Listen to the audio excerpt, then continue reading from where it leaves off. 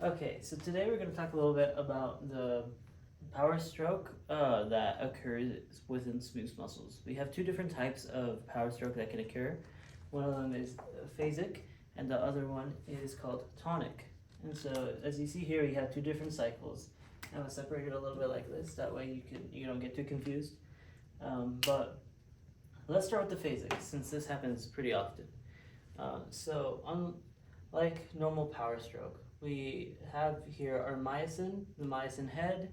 We have the ADP with the phosphate on the side, and here we have uh, our G-actin sites in our line there. And so, but unlike in skeletal muscle, there actually is no tropomyosin that is blocking the G-actin sites. So it's a lot easier for the myosin head to be able to get in. And also, instead of troponin, we mostly use comodulin.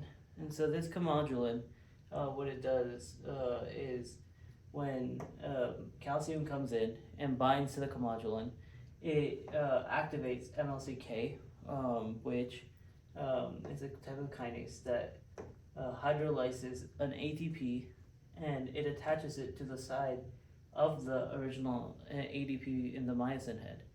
And so what happens is, once that's attached here, and power stroke occurs, heated energy still leave, the phosphate leaves here on the side, and the ADP still leaves, but the phosphate head still stays here.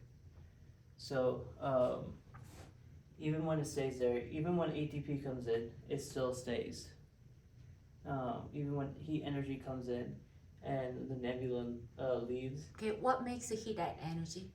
the heat energy comes from Formed by the releasing of the ATP head, or the myosin head with the ATP bind to myosin head, Yes. and then energy You- formed, and and then energy breaks down. Yes. Yeah, it breaks the bond. The energy that is used from the ATP that is being released. Yeah. And once that happens, MLCP, another thing, comes and releases the phosphate, and that finally allows the myosin to relax and to be released from the G-actin site.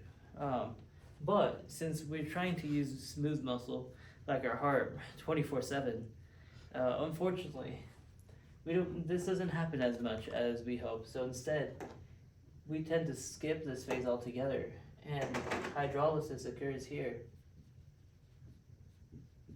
So instead of the ATP moving here, it moves.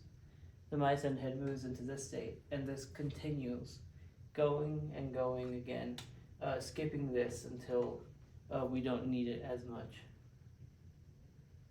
And this is phasic power stroke. If you can see through this energy activity chart here, that calcium tends to be present and being used a lot, so that MLCK can be used a lot, so that this phosphate can continue being here, and allowing us to continually go over and skip this. But because we're skipping this, MLCP doesn't see as much activity, so it just kind of is there. It's used a little bit, but not too much. But unlike phasic, tonic is a little different. So in tonic power stroke, we still have calcium binding here, or binding to comodulin. We still have comodulin that activates the MLCK, hydrolyzes the ATP, and binds it here to the ADP. And so we still release heat energy, and we still have power stroke happen here.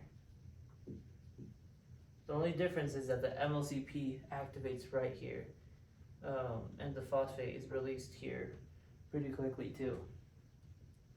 So even it happens during power stroke itself. So we have the lonely myosin head here, like normal skeletal muscle power stroke. The only difference is that when we get here and the ATP binds to the myosin head, which first off, it's actually kind of hard for the ATP to bind here because it's activating so much, and there's no phosphate there to help it. And so once we get to this state, the head actually doesn't come off.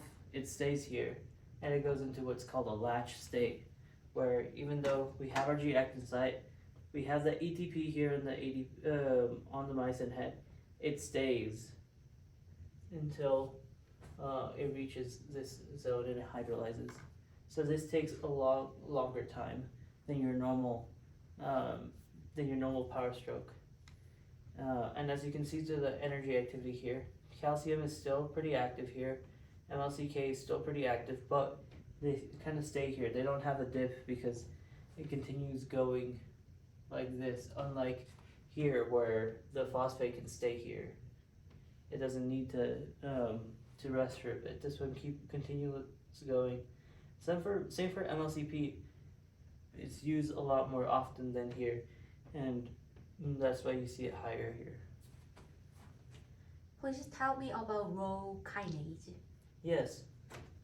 So here, as we see that we can skip this entirely. So that's because of something called a rho kinase. So rho kinase,